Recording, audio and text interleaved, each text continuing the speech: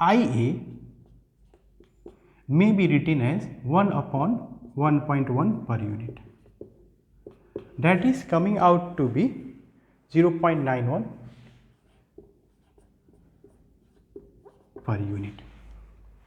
Now you know this reference phasor V and magnitude of IA. So you knowing power factor, you may write IA phasor also, right? So now IA phasor may be written as magnitude of IA, that is 0.91, and angle, this is unity power factor load. The case is unity power factor load. It means armature current IA will have its phase difference, phase angle same as that of the terminal voltage V, that is 0 degree, all in per unit. Fine. So now our target is to evaluate delta. So for that you need to evaluate this phasor. So for this, you know the phasor diagram of cylindrical rotor machine. So from that you may write this expression V E is equal to terminal voltage V plus J times IA XS. That's it. Now you know each and every quantity to get this phasor. So V is 1.1 angle 0 degree plus J times IA is also 0.91 angle 0 degree into XS is given in the problem itself, 0.8. So now you will get, when you are going to add or subtract, just represent the polar quantities into rectangular quantities, and finally we will get 1.319, just check yourself, 1.319 angle 33.49 degree in per unit. So in problem delta has been asked, and this is nothing but E angle delta, only delta has been asked. So delta will be equal to 33.49 degree. This is your answer.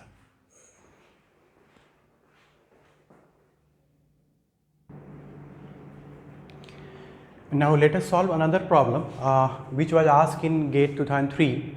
It says that a round rotor generator means non-salient pole generator, that is cylindrical generator. A round rotor generator with internal voltage E1 is equal to 2.0 per unit and X is equal to synchronous reactance 1.1 per unit is connected to a round rotor synchronous motor with internal voltage this E2 is equal to 1.3 per unit and X is equal to 1.2 per unit. Means one cylindrical rotor generator is supplying a cylindrical rotor motor load. That's it. The reactance of the line connecting the generator to the motor is this. Okay, so we have one generator, synchronous generator having cylindrical rotor, and its synchronous reactance is also given. This is supplying a motor load, synchronous motor. Its synchronous reactance is also given through a line like this. This is the case. See here, a round rotor generator with internal voltage E1 is equal to this. Okay, so voltage we may mark. Okay, let us mark E and E1, right? Notation is E1, and for load is E2. So let us mark it as E2.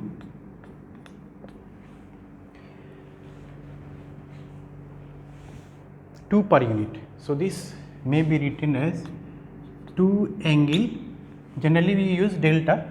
So if we are taking this as reference and E2 is given as 1.3, so 1.3 angle 0 degree all in per unit. So with respect to this, let us mark it as delta all in per unit. This alternator is having synchronous reactance as 1.1 per unit. You may write xg, jxg, whatever, right? And this motor is having E2 1.3, we have written, and x as 1.2. So we may write jxm is equal to j 1.2 all in per unit. And the reactance of the line connecting the generator to the motor is 0.5 per unit. This is J 0.5 all in per unit. Fine. This is the case. When the generator supplies 0.5 per unit power, so output power is 0.5 per unit. Fine. The rotor angle difference between the machines will be, again delta has been asked, this will be the rotor angle difference between the machines, right. Here we may use, as we know that we have the expression for output power as VIA cos theta or EV by XS sin delta. So I told you that whenever power factor has been mentioned, it will be easier for you to use this expression P out is equal to VIA cos theta. If not mentioned, then try for this P out is equal to EV by XS sin delta. As we are dealing with delta, we have to find out this delta, that is the phase angle difference between the two EMFs. This is internal EMF or of alternator, and this is terminal voltage of the motor load. Fine. So if you will use this P out is equal to EV by XS sin delta, this is total power, and we are using this expression as all quantities are given in per unit. So no need to multiply with 3 here. I am repeating it again and again so that you will be cautious while solving problems related to synchronous machine. So substitute the values. This will be 0.5 is equal to magnitude of E. So here instead of E we have E1, right? So instead of EV by X sin delta, you know the meaning of different notations. E1, E2 instead of EV, because V is represented by E2 and E is represented by E1. So E1, E2 by XS sin delta. Substitute the values. So E1 is 2 into E2 is 1.3 upon XS is, okay, XS is reactance between these two. So you may write, instead of this XS, let us write X dash or whatever, XT, let us write XT, where XT is total equivalent reactances. So this is XG plus X line, this is X line, X line plus XM. So this XG is 1.1, X line is 0.5 and XM is 1.2. So 278, 2.8, right? 2.8 per unit.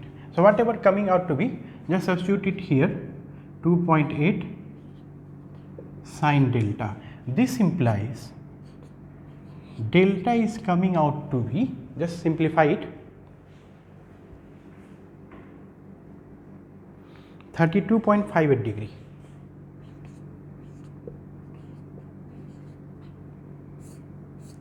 Just calculate yourself. So as per this calculation, the correct option is C. So this way the power output or power developed expression based problems may be like this.